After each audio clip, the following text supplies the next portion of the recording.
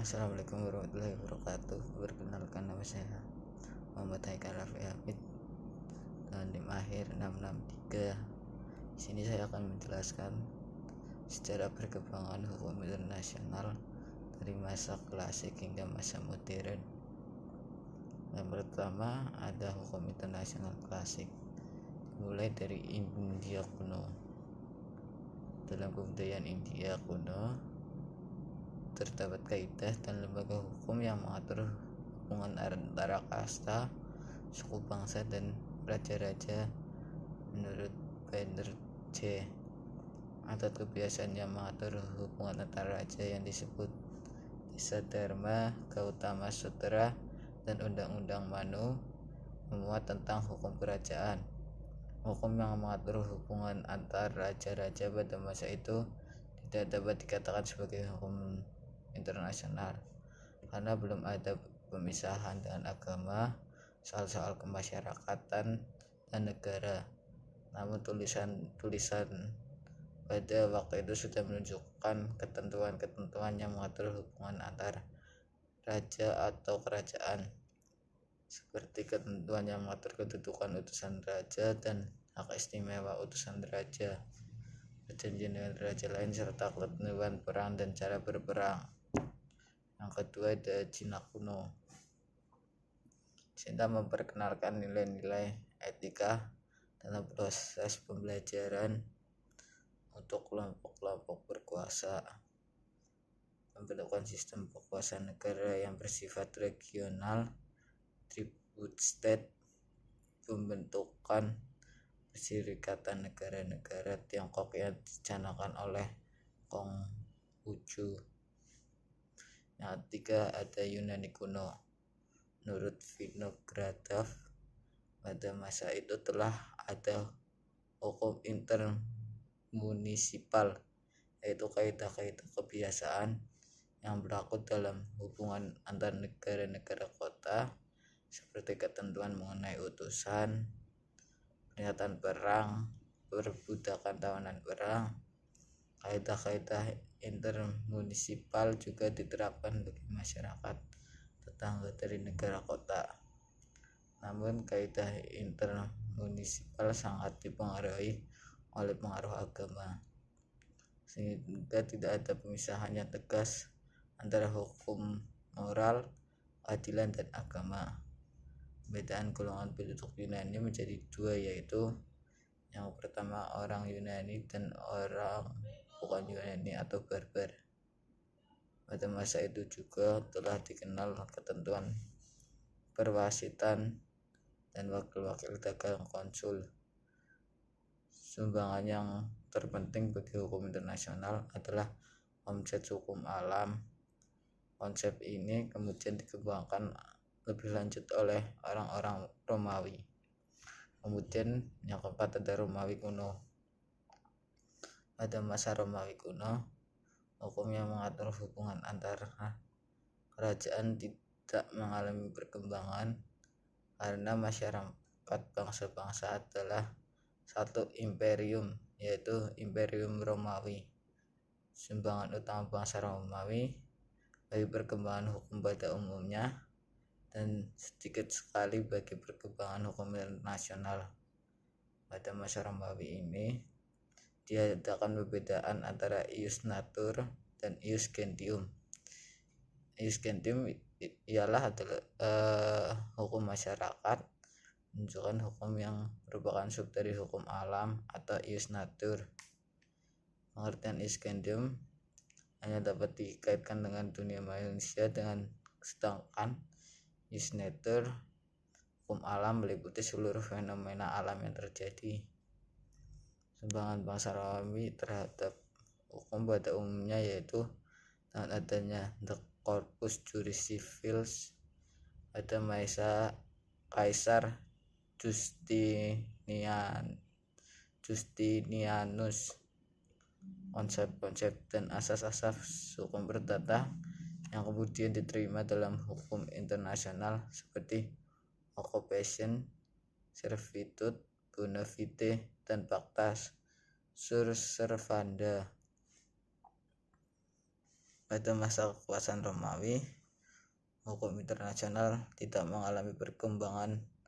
Hal ini disebabkan karena adanya Imperium Romawi Suci atau Holy Roman Empire yang tidak memungkinkan timbulnya suatu bangsa merdeka yang berdiri sendiri, serta adanya struktur masyarakat Eropa Barat yang bersifat feodal yang melekat pada hierarki otoritas yang menghambat munculnya negara-negara merdeka.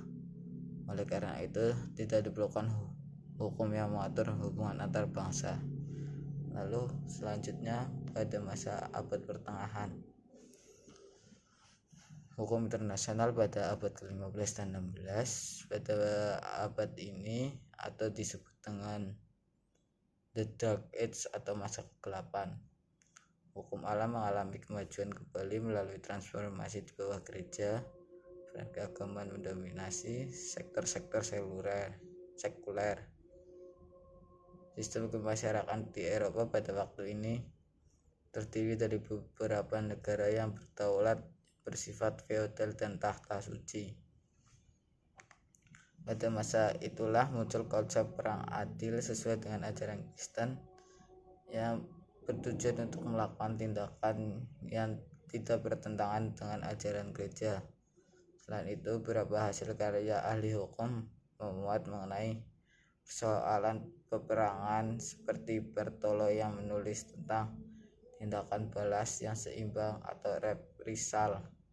Honor de Bonnet menghasilkan karya The Tree of Battle tahun 1380.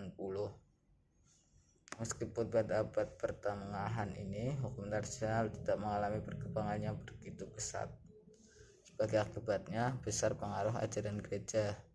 Tapi negara-negara yang berada di luar jangkauan gereja seperti Inggris, Prancis, Venesia, Swedia, dan Portugal mulai muncul benih-benih perkembangan hukum internasional. Traktat-traktat yang dibuat oleh negara lebih bersifat mengatur peperangan, perdamaian, gencatan senjata, dan persekutuan. Melemahnya kekuasaan gereja yang ditandai dengan upaya sekularize seperti yang dilakukan oleh Martin Luther sebagai salah satu tokoh reformasi gereja, dan seiring dengan mulai terbentuknya negara-negara modern. Misalnya, Jean Bodin dalam buku Six Livres de la République tahun 1576 mengemukakan bahwa kedaulat atau kekuasaan bagi pembentuk hukum merupakan hak mutlak bagi lahirnya entitas suatu negara. Pada akhir abad pertengahan ini, hukum internasional digunakan dalam isu politik, pertahanan militer, hukum mengenai pengambil alihan wilayah berkaitan dengan eksplorasi Eropa terhadap benua Afrika dan Amerika. Lalu hukum internasional modern pada abad ke-17-18, hukum bangsa-bangsa mempunyai nama baru sebagai hukum internasional oleh Jeremy Bentham. Pengertian baru ini berpengaruh pada isi hukum internasional itu sendiri, yaitu adanya pemisahan antara persoalan domestik dan internasional. Pembedaan ini sebagai akibat munculnya konsep kedaulatan dari perjanjian The Peace of Westphalia yang ditujukan untuk mengakhiri perang antar kelompok agama yang berlangsung lebih dari 30 tahun di Eropa. Menurut Mohtar Kusumaja, perdamaian Westphalia dianggap sebagai peristiwa penting dalam sejarah hukum internasional modern dan meletakkan dasar-dasar masyarakat modern. Bentuk negara-negara tidak lagi berdasarkan kerajaan, tetapi didasarkan atas negara-negara nasional, seperti adanya pemisahan antara gereja dengan urusan pemerintah. Dasar-dasar perjanjian Westphalia kemudian diperkuat lagi dengan adanya perjanjian Utrecht, yaitu dengan menerima asas keseimbangan kekuatan sebagai asas politik internasional. Adanya kecenderungan dari para ahli hukum untuk lebih mengemukakan kaidah-kaidah hukum internasional, terutama dalam bentuk traktat dan kebiasaan mengurangi sedikit mungkin hukum alam sebagai salah satu sumber dari prinsip-prinsip tersebut. Pada abad ke-19, hukum internasional berkembang lebih jauh lagi. Beberapa faktor yang mengaruhi perkembangan ini adalah adanya kebangkitan negara-negara baru, baik di dalam maupun di luar benua Eropa, modernisasi sarana angkutan dunia, penemuan-temuan baru terutama di bidang persenjataan militer untuk perang. Semuanya itu menimbulkan kebutuhan adanya sistem hukum internasional yang bersifat tegas untuk mengatur hubungan internasional tersebut. Pada abad ke-20 dan sampai sekarang, hukum internasional mengalami perkembangan yang cukup penting pada abad ini.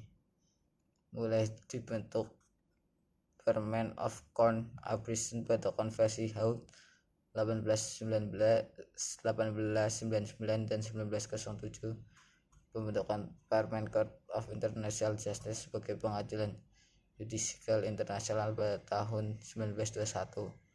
Pengadilan ini kemudian digantikan oleh International Court of Justice 1948 hingga sekarang.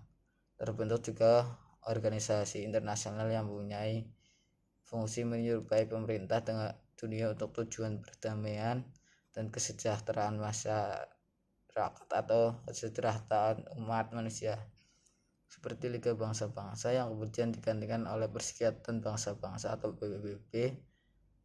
Adanya perluasan ruang lingkup traktat multilateral tidak saja di bidang sosial ekonomi, tapi juga mencakup perlindungan hak-hak dan kebebasan fundamental individu.